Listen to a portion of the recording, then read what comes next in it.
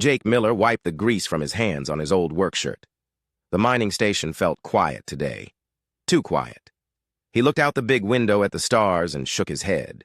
Space was pretty, but it was also empty and cold. The alarm started. Ringing. Jake jumped and looked at his tools. He had been fixing the docking bay doors all morning. Maybe he broke something. The red lights flashed on and off. His radio crackled to life. "Jake, get to docking bay 3 right now," said Captain. "Brooks." His voice sounded worried. "We have a problem." Jake grabbed his toolbox and ran down the metal hallway. His boots made loud sounds on the floor. When he got to docking bay 3, he stopped and stared. A big silver ship sat in the middle of the bay. It was the most beautiful thing he had ever seen. The ship looked like it was made of liquid metal and starlight. But something was wrong. Black smoke came from the back of the ship. Sparks flew from broken parts. Jake could see a big hole in the side where his repair crane had hit it. His stomach dropped. He had been moving the crane when the ship came in. He did not see it until... It was too late. "Oh no," Jake said to himself. "I really messed up this time." The ship's door opened with a soft sound. Jake expected to see humans come out. Instead, he saw something that made his mouth fall open. A tall woman walked out first. She had long, pointed ears and silver hair that seemed to glow. Her skin was pale like moonlight. She wore clothes that looked like they were made from the night sky itself. Behind her came another woman. This one was different. She had green skin that looked like scales. Her eyes were yellow like a snake's eyes. She was bigger than the elf woman and wore black armor that had strange symbols on it. When she moved, Jake could see sharp teeth in her mouth. More people came out of the ship. Some looked like the elf woman. Others looked like the green woman. None of them looked human. Jake had heard stories about aliens, but he had never seen any before. The mining station was too far from the main space routes. The green woman looked at the damage to her ship. Her yellow eyes got very angry. She pointed at Jake and said something in a language he did not understand. Her voice sounded like a snake hissing. The elf woman put her hand on the green woman's arm. She spoke in the same strange language. Then she looked at Jake and spoke in English. "You are the one who damaged our ship?" she asked. Her voice was beautiful like music, but it was also cold. Jake nodded. His throat felt dry. "Yes, ma'am. I am really sorry. I was moving the crane and I did not see your ship coming in. I will fix it for you." The green woman laughed. It was not a happy laugh. She said something to the elf woman in their language. The elf woman looked surprised. "My companion says you cannot fix our ship," the elf woman said. "She says humans are too simple to understand our technology. She wants to know why we should not just take you as payment for the damage." Jake's heart started beating fast, but he was not going to run away. His father had taught him to always fix his mistakes. "I know I messed up," Jake said, "but I can fix anything.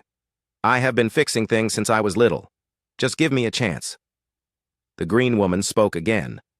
This time her voice was louder and angrier. The elf woman looked at Jake with curious eyes.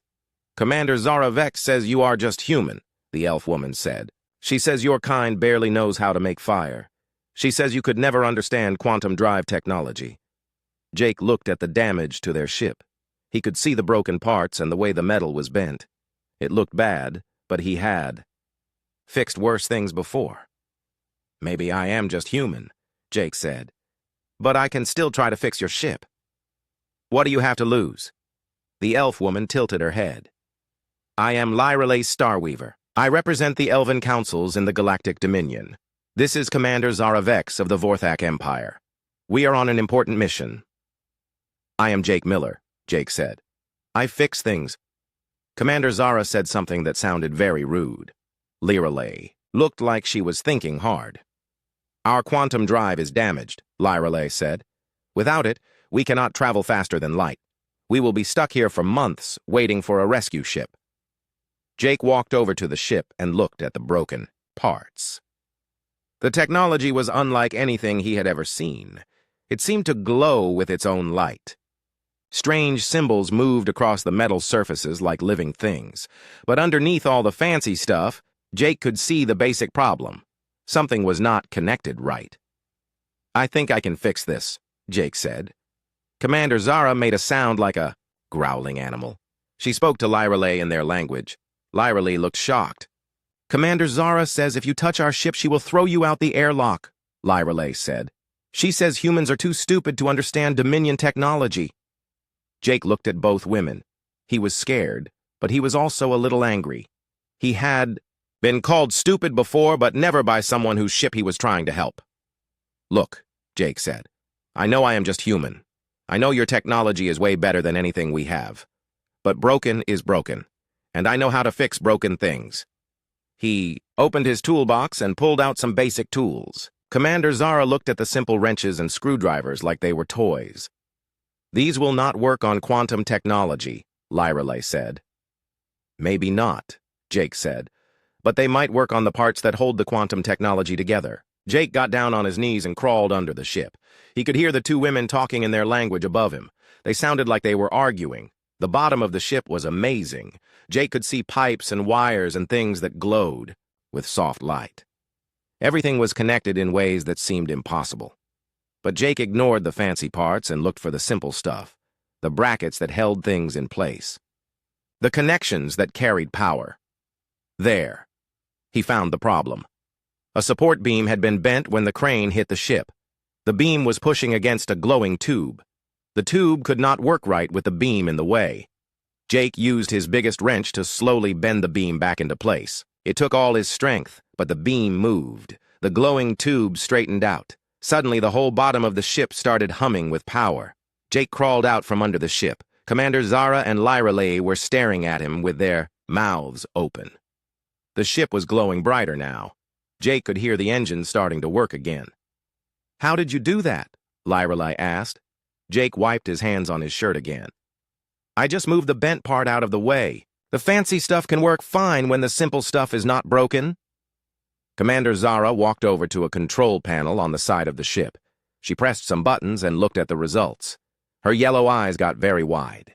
She spoke to Lyrale in a voice that sounded confused. The quantum drive is working at full power, Lyrale said. Our engineers said it would take a complete rebuild to fix this kind of damage. Jake shrugged. Sometimes the simple fix is the right fix. Commander. Zara looked at Jake like she was seeing him for the first time. She said something to Lyrale that sounded like a question. Commander Zara wants to know if all humans can do what you just did, Lyrale said. I do not know about all humans, Jake said. I just know that I am good at fixing things. Always have been. Lyrale and Commander Zara looked at each other. Jake could tell they were thinking about something important. Finally, Lyrale spoke. Perhaps we have been wrong about humans, she said. Lyrale walked around Jake like she was studying him. Her silver eyes seemed to look right through him. Commander Zara stood by her ship with her arms crossed. She still looked angry, but now she also looked confused. You fixed our quantum drive, Lyrale said. But that could have been luck. One simple fix does not prove anything about your kind. Jake put his tools back in his box. I never said it proved anything. I just said I could fix your ship. What if I told you there are other things that need fixing? Lyrale asked. Things that have been broken for years. Things that the best engineers in the galaxy cannot repair. Jake looked interested. He loved a good challenge. What kind of things? Lyrale smiled, but it was not a friendly smile. Are you willing to put your abilities to the test, to prove that humans are more than just lucky primitives? I am not trying to prove anything about humans, Jake said. I just like fixing things. Commander Zara said something in her language. Lyrale nodded and spoke back to her. Then she looked at Jake again. Commander Zara has agreed to let me test you. She thinks it will be amusing to watch you fail. Okay, Jake said. What needs fixing? Lyrale walked back to her ship and came out carrying a small metal box. The box was covered in strange symbols that moved and changed as Jake watched. It made a soft humming sound. This is a dimensional stabilizer, Lyrale said. It keeps our ship from slipping into other realities when we travel through hyperspace. It broke 3 months ago. Our best technicians cannot figure out what is wrong with it. Jake took the box and turned it over in his hands. It was warm and seemed to vibrate slightly. He could not understand the symbols, but he could feel that something inside was not working right. What happens when it does not work? Jake asked. Parts of the ship fade in and out of this reality, Commander Zara said. Her English was not as good as Lyralay's, but Jake could understand her. Very dangerous. Could lose crew members to other dimensions. Jake nodded. That did sound dangerous. He sat down on the floor and opened his toolbox. Can I take this apart? Lyralay looked shocked. You want to disassemble elven quantum technology with primitive human tools? How else can I see what is broken? Jake asked. Commander Zara laughed her mean laugh again. She said something to Lyralay in their language. Lyralay looked like she wanted to say no, but then she shrugged. Go ahead, Lyralay said. But when you break it completely, you will owe us a very expensive device. Jake found the seams in the metal box and carefully opened it. Inside was the most complex thing he had ever seen. Tiny parts moved in patterns that made his eyes hurt to look at. Some parts seemed to be there and not there at the same time. Others glowed with colors that did not have names, but Jake ignored all the fancy parts. He looked at the simple things, the tiny gears, the small springs, the basic connections that held everything together. There. One of the tiny springs was broken. It was so small that Jake almost missed it. The spring was supposed to keep pressure on a small gear. Without the pressure, the gear could not turn properly. Jake did not have a spring that small, but he had some thin wire. He carefully wound the wire into a tiny spring shape. It took him 20 minutes to get it right. Then he put the new spring where the old one had been. The device stopped making the humming sound. Instead, it started to glow with a steady blue light. The symbols on the outside stopped moving and became bright and clear. Jake closed the box and handed it back to Lyralay. Try it now. Lyralay took the box with shaking hands. She pressed a symbol on the side. Suddenly, her whole body flickered, like a bad video. For a moment, Jake could see through her. Then she became solid again. It works, she said in a whisper. It actually works. Commander Zara grabbed the box and looked at it closely. She pressed the same symbol, and her body flickered, too.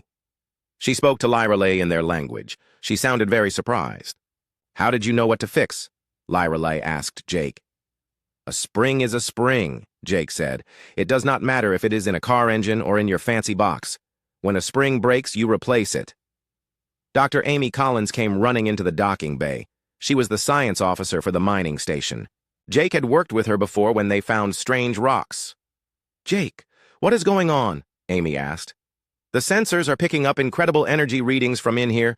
Amy stopped talking when she saw Lyralay and Commander Zara. Her mouth fell, open just like Jake's had earlier. Are those real aliens? Amy whispered to Jake. Yes, Jake said. And they have some really interesting technology. Amy walked closer to Lyralay. I am Dr. Amy Collins. I study alien life forms. Well, I study rocks mostly, but I have always wanted to meet real aliens. Lyralay looked at Amy with curious eyes. You are a scientist? Yes, Amy said. I have studied everything I could find about alien technology. Most of it is just guesses and theories, though. Lyralay held up the dimensional stabilizer. Your friend Jake just repaired this using primitive tools. Our engineer said it was impossible to fix. Amy looked at the device, and then at Jake. You fixed alien technology? How? He replaced a broken spring, Lyralay said. Something so simple that our people never thought to look for it. Amy got very excited. Can I study how it works? I have so many questions about how you combine magic and technology. Magic? Commander, Zara asked. Humans believe in magic? We call it magic because we do not understand how it works, Amy said, but I want to learn. Lyralay looked at Commander Zara. They spoke in their language for a few minutes. Jake could tell they were making some kind of decision. Dr. Collins, Lyralay said, what would you say if I told you that we have other devices that need repair? Things that have been broken for much longer than the stabilizer? Amy looked like someone had offered her the best present in the world. I would say yes before you could finish asking. And you, Jake Miller? Lyralay asked. Are you willing to try fixing more impossible things? Jake thought about it. He had work to do on the mining station. Captain Brooks would not be happy if he spent all his time playing with alien technology. But this was the most interesting thing that had ever happened to him. I guess I could try, Jake said, as long as Captain Brooks says it is okay. Lyra smiled. This time it was a real smile. I think your Captain Brooks will be very interested in what we have to offer. Commander Zara walked over to their ship and came back carrying a larger device. This one looked like a metal brain, with wires sticking out of it. It was not glowing at all. This is a bio-neural computer, Commander Zara said. It thinks like a living thing, but it is made of metal and crystal. It has been dead for 2 years. Jake looked at the device. It was bigger than the stabilizer, but it looked just as complex. What is it supposed to do? It controls our weapon systems, Lyra said. Without it, we cannot defend ourselves if we are attacked. Can I look at it? Jake asked. Commander Zara set the device on the floor. Jake knelt down beside it and started looking for simple problems. But this time, he could not see anything. Obviously broken. Amy, Jake said, you said this is like a living thing. Bio-neural means it has parts that work like a brain, Amy said. It should be able to learn and grow. Jake thought about that. If it was like a living thing, maybe it needed the same things that living things needed. Does it need food? Jake asked. Lyra looked confused. Food? Energy, Jake said. Does it need a special kind of energy to stay alive? Commander Zara pointed to a cable that was plugged into the device. It gets power from the ship. Jake followed the cable back to the ship. The connection looked fine, but something was bothering him. If this was like a living brain, maybe it needed more than just basic power.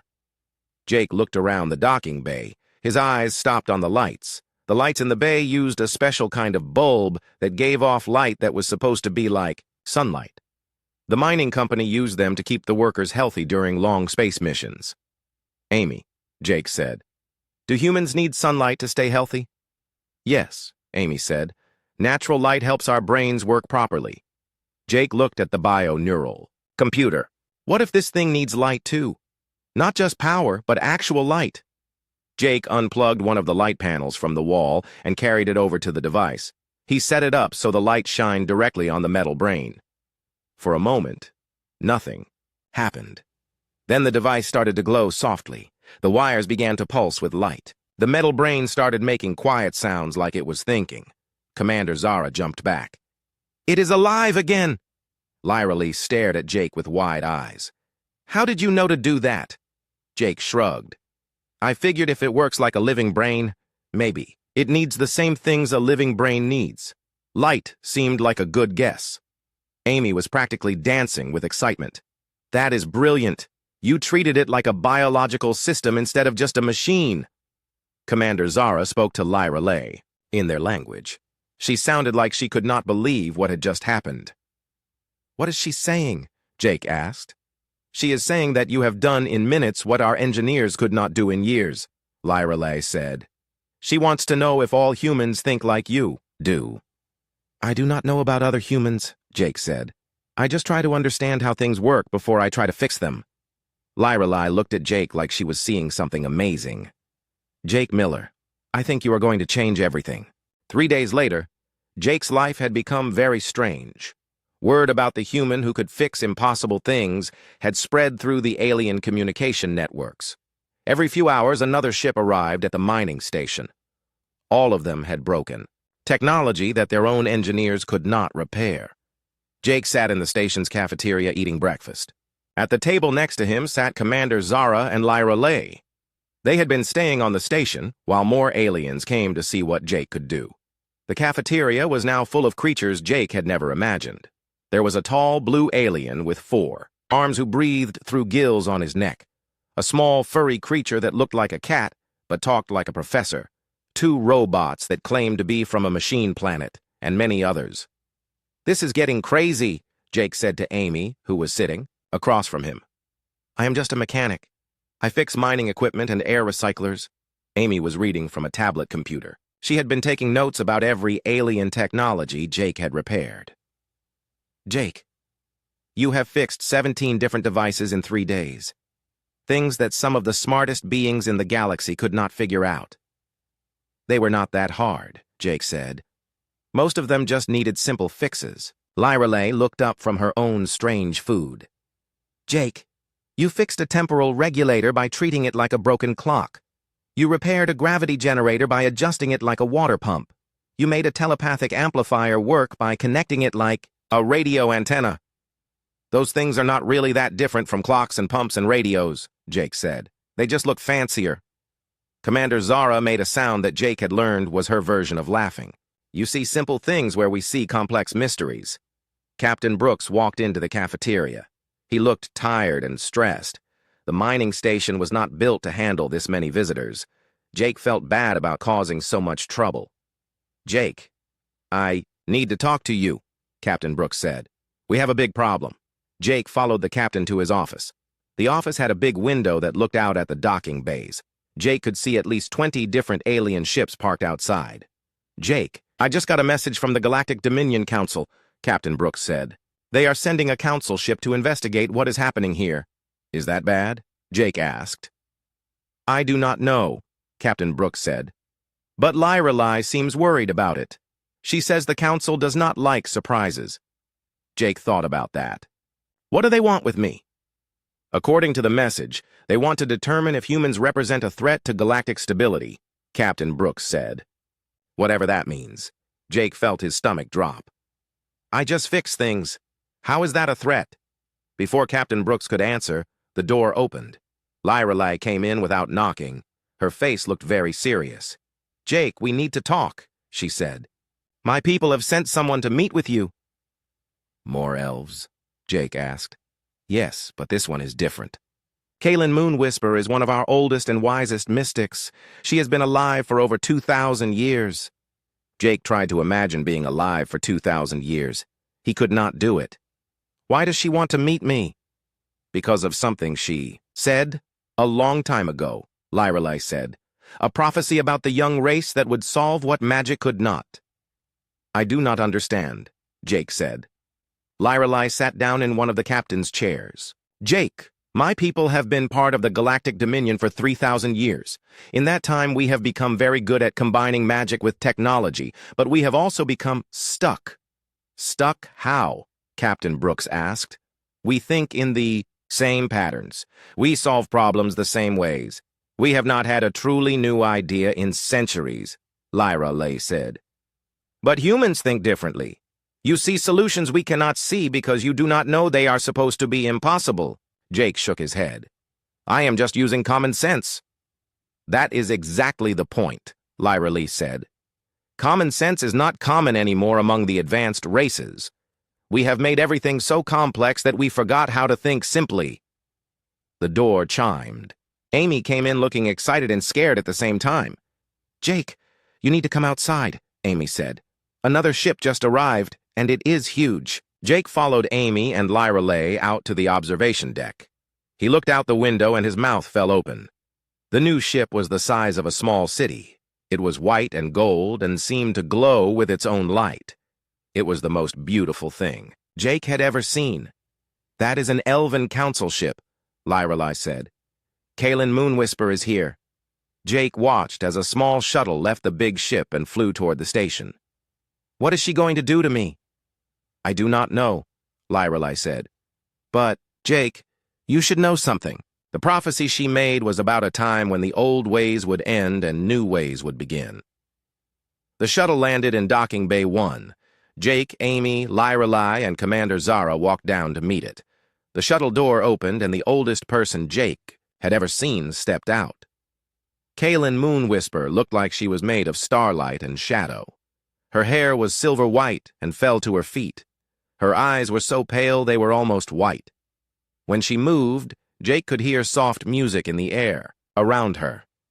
She walked directly to Jake and stared at him for a long moment. Then she smiled. So you are the one, she said. Her voice sounded like wind through trees. The young race child who makes the impossible simple. I am Jake Miller, Jake said. I fix things. Kaylin laughed. It was a sound like silver bells. Yes, you do. You fix things that have been broken for so long we forgot they could be whole again. She walked around Jake just like Lyrelai had done 3 days ago. But this felt different. Jake could feel her looking not just at him but through him. Tell me, Jake Miller, Kaylin said. When you see a broken device, what do you think about first? Jake thought about the question. I think about what it is supposed to do.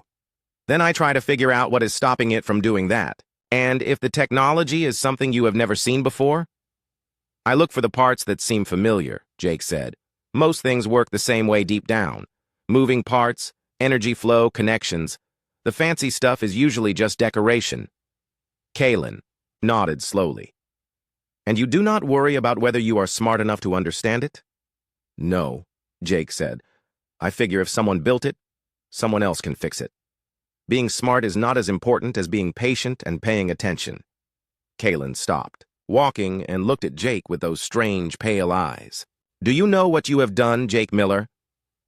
I fixed some broken alien technology, Jake said.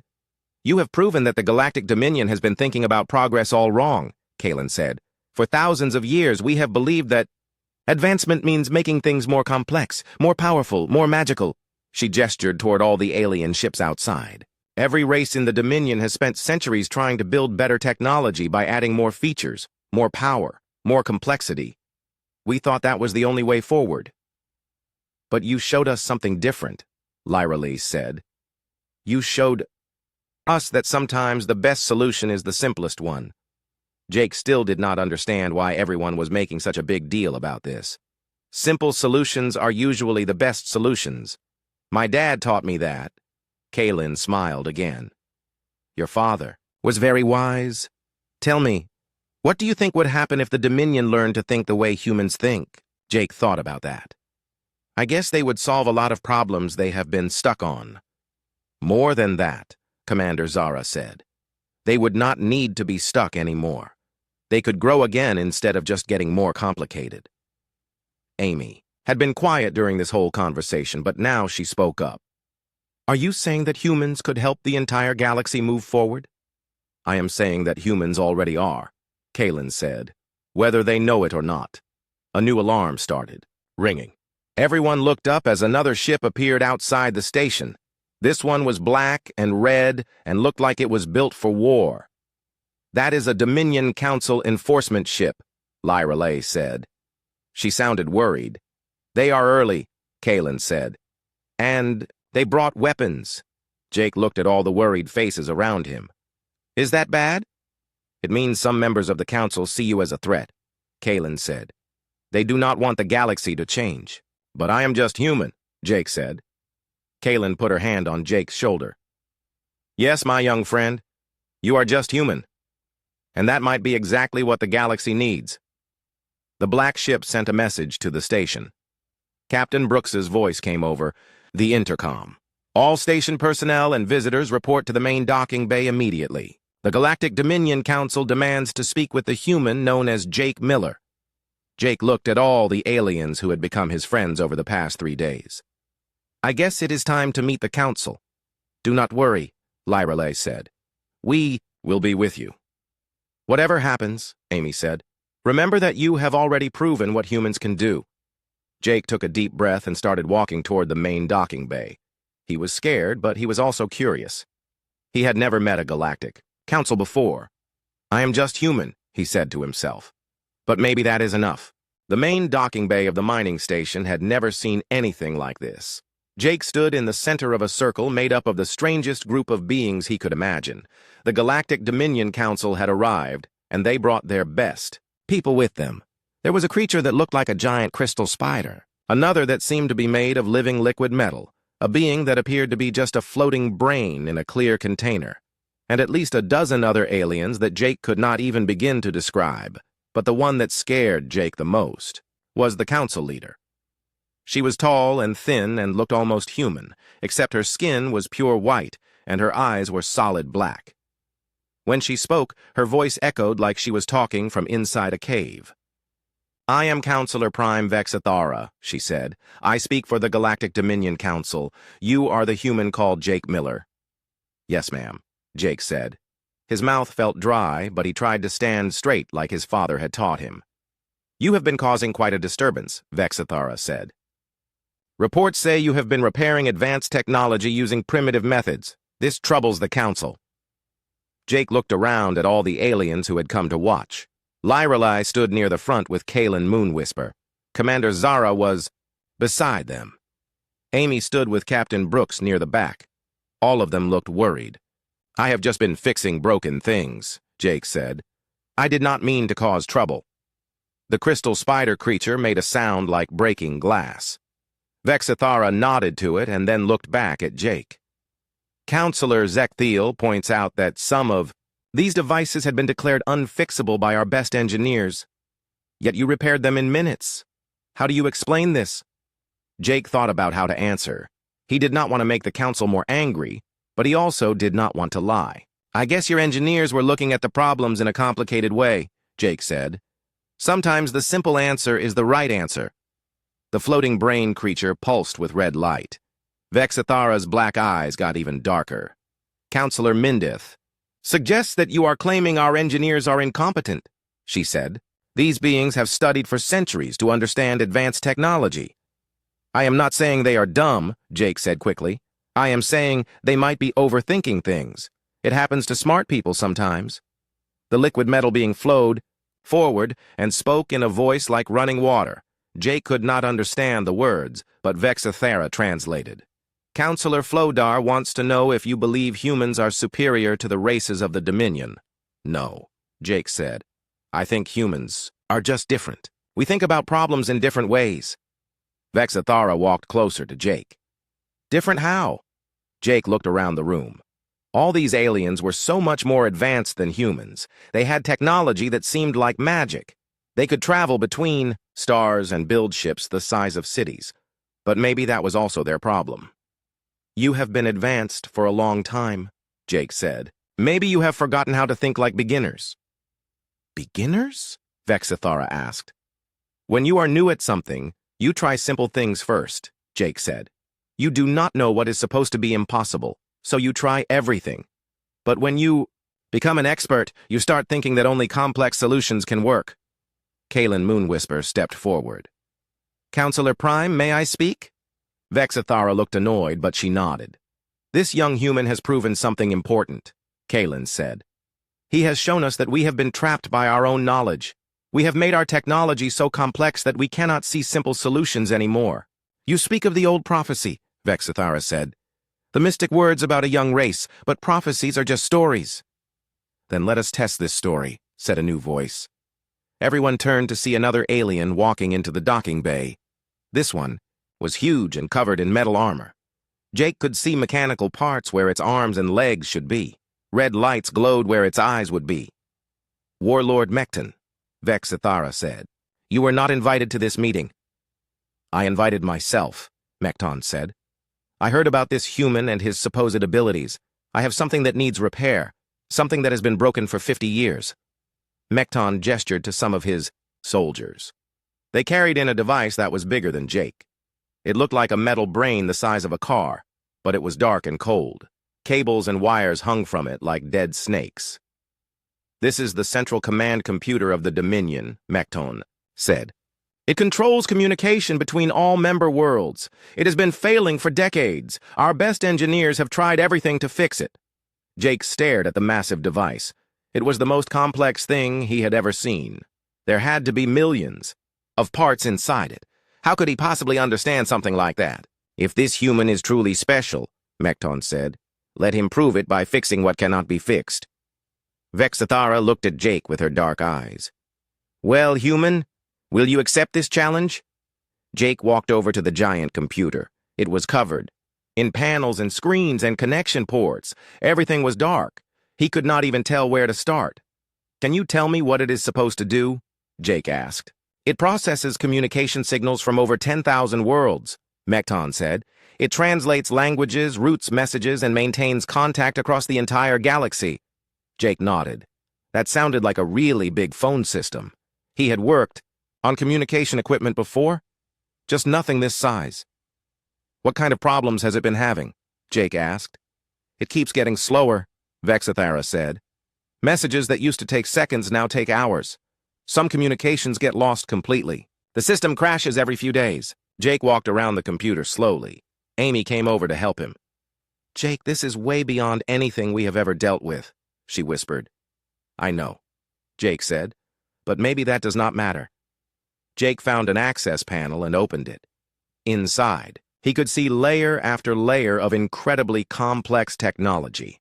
Circuit boards covered in strange symbols, glowing tubes full of moving light, components that seemed to exist in more than 3 dimensions. But as Jake looked deeper, he started to see patterns. The complex parts were connected to simpler parts, and those simple parts followed rules he understood. Input, processing, output. Just like any communication system. "Amy, can you help me trace the signal path?" Jake asked. Amy nodded and pulled out her scanner. Together, they started following the flow of information through the computer.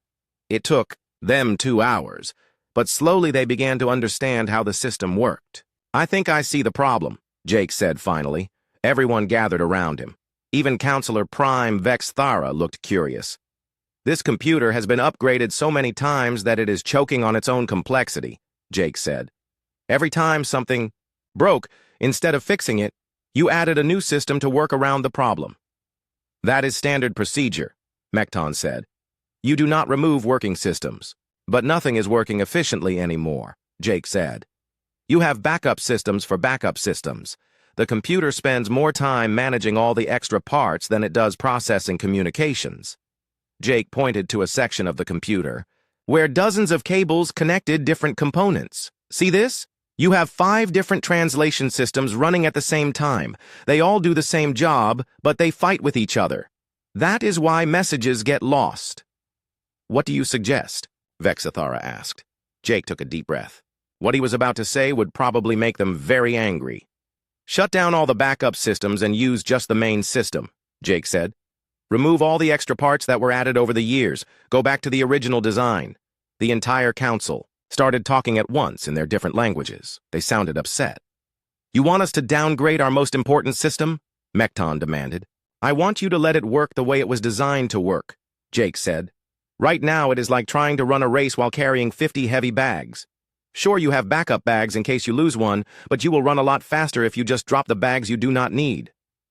Vexathara looked at the other council members. They argued in their languages for several minutes. Finally, she turned back to Jake. "This is madness," she said. "But we have tried everything else. Proceed." Jake spent the next 6 hours carefully, removing systems from the computer. Amy helped him identify which parts were original and which had been added later. Every time Jake disconnected something, the council members looked more nervous. Finally, Jake connected the last cable and stepped back. "Try it now," he said. Mekton activated the computer. For a moment, nothing happened. Then suddenly every screen and panel lit up at once. The computer hummed with power. Information flowed across the displays faster than Jake could read. "Communication response time is now 0.3 seconds, Mekton announced. He sounded amazed. "Processing speed has increased by 2,000%. All system errors have been eliminated." The council members stared at the computer in shock. Then they stared at Jake. "How did you know that would work?" Vexathara asked. "Because simple systems are more reliable than complex ones," Jake said. "The original designers knew what they were doing. All the stuff that got added later just got in the way." Kaylin Moonwhisper smiled and spoke to the council in several different languages. When she finished, many of the council members looked thoughtful. "What did she say?" Jake asked Lyrelay. "She reminded them that wisdom often means knowing what not to do, not just what to do," Lyrelay said. 6 months had passed since the Galactic Dominion Council first came to the mining station. Jake stood in his workshop, which was now much bigger than before. The mining company had built him a whole new facility when they realized that half the galaxy wanted to bring their broken technology to the human who could fix anything. But today was different. Today, representatives from every major civilization in the galaxy were coming to the station for a very special meeting. Jake was not sure he understood exactly what was happening, but Lyrelai had told him it was important. Amy knocked on his workshop door and came in. She was wearing her best clothes instead of her usual work uniform. "Are you ready?" she asked. Jake looked down at his own clothes. He was still wearing his work shirt and pants. They were clean, but they were the same kind of clothes he had always worn. "I guess so," Jake said, "though I still do not understand why everyone is making such a big deal about this." Amy smiled. "Jake, do you know what you have accomplished in the past 6 months?" Jake thought about it. I fixed a lot of broken things. You fixed 347 devices from 62 different civilizations, Amy said. Things that their own engineers said were impossible to repair. You solved problems that some species had been working on for centuries. They were not really that hard, Jake said. That is exactly the point, Amy said. You made the impossible look easy, and in doing that you changed how everyone thinks about technology. They walked together toward the main conference room. As they got closer, Jake could hear dozens of different voices speaking in languages he did not recognize. When they reached the door, Jake stopped. Amy, what if I say something? Wrong! These are the most important people in the galaxy. Just be yourself, Amy said. That is all you have ever done, and it has worked out pretty well so far. They went into the conference room. Jake had to stop and stare. The room was full of beings from every corner of the galaxy. He recognized some of them from the past few months, but many were new to him. Lyrelei came over to greet them. She was wearing formal robes that seemed to be made of starlight itself. Jake, Amy, welcome, she said. Today is a historic day. What exactly is happening today? Jake asked. Before Lyrelei could answer, Counselor Prime Vexithara stood up at the front of the room. The talking stopped, and everyone looked at her. Citizens of the galaxy, she said, we are here today because of one human and what he has taught us. Jake felt his face getting red. He did not like being the center of attention. 6 months ago, many of us believed that advancement meant increasing complexity. We thought that the most sophisticated solutions were always the best solutions. We were wrong, she gestured toward Jake. This human showed us that sometimes the wisest approach is the simplest one. He taught us that knowledge without understanding is just complicated ignorance. Kalen Moonwhisper stood up next. The prophecy spoke of a young race that would solve what magic could not. We thought this meant they would be more powerful than us. We did not realize it meant they would be more wise. Jake looked around the room. Everyone was looking at him like he had done something amazing. But all he had done was fix broken things. The way his father had taught him. Commander Zara stepped forward. She was wearing formal armor instead of her usual battle gear. The human Jake Miller fixed our quantum drive with a simple wrench, she said. At first, I thought this was luck. Then I thought it was some kind of human trick. I was wrong about both. She looked directly at Jake. It was wisdom. The wisdom to see past complexity to the simple truth underneath. What she is trying to say, said a new voice, is that you have revolutionized how we think about everything. Jake turned to see Dr. Lisa Grant walking into the room. Lisa was a pilot who had arrived at the station 3 months ago when her ship broke down. Jake had fixed her navigation computer, and she had decided to stay and help Amy document all the repairs Jake was making. Lisa, Jake said, what are you doing here? I am here as Earth's first official ambassador to the Galactic Dominion, Lisa said with a big smile. Earth has an ambassador? Jake asked. Earth has more than that, Vexithara said. Today, the Galactic Dominion Council is formally inviting Earth to join as a founding member of the new Galactic Cooperative. Jake looked confused. What is the new Galactic Cooperative? Lyrelei stepped forward to explain. For thousands of years, the Galactic Dominion has been ruled by the oldest and most advanced civilizations. We made decisions based on who had the most powerful technology or the strongest magic. But you showed us that advancement is not about power, Kalen added. It is about understanding, and sometimes the youngest civilizations understand things that the oldest ones have forgotten. A small furry creature that Jake had met before spoke up. Its voice was high and squeaky, but everyone listened carefully. The cooperative will be different, it said. Every civilization will have an equal voice. Decisions will be made based on wisdom, not just power. And humans will help teach other species how to think differently about problems, Commander Zara said, the way you taught us. Jake shook his head. I cannot teach anyone anything. I just fix things. That is exactly what we need you to teach us, Vexithara said. How to fix things instead of just making them more complicated. An alien that looked like a walking tree stepped forward. My people have been trying to solve our energy crisis for 200 years. We kept building bigger and more complex power systems. Last month, a human engineer visited our world and solved the problem by suggesting we use smaller, simpler generators spread out across our planet instead of one giant one. "Same thing happened to us," said a blue creature with tentacles instead of arms. "We had been trying to improve our food production by creating more advanced farming machines. A human farmer showed us that rotating our crops and using natural fertilizers worked better than all our complicated technology." Jake was starting to understand. "You are saying that humans are helping other species solve problems?" "Hundreds of problems," Amy said. "Ever since word got out about what you did here, human advisors have been requested by dozens of civilizations. Apparently, our way of thinking is exactly what the galaxy needs." Lisa pulled out a data pad and showed it to Jake. "Look at this. In the past 6 months, cross-species cooperation has increased by 300%. Scientific breakthroughs are happening at twice the normal rate. And it is all because people are learning to think like humans do." "How do humans think?" Jake asked. "Simply," Lyrelai said. "Directly, without being trapped by assumptions about what is supposed to be possible." Vexathara raised her hands for attention. "Jake Miller of Earth, the galaxy owes you a great debt. Not for the devices you have repaired, but for the minds you have opened." "I still do not understand," Jake said. "I am just human." Kaylin Moonwhisper smiled her ancient smile. "Yes, my young friend. You are just human. And that is the most important thing you could possibly be." The council took a formal vote.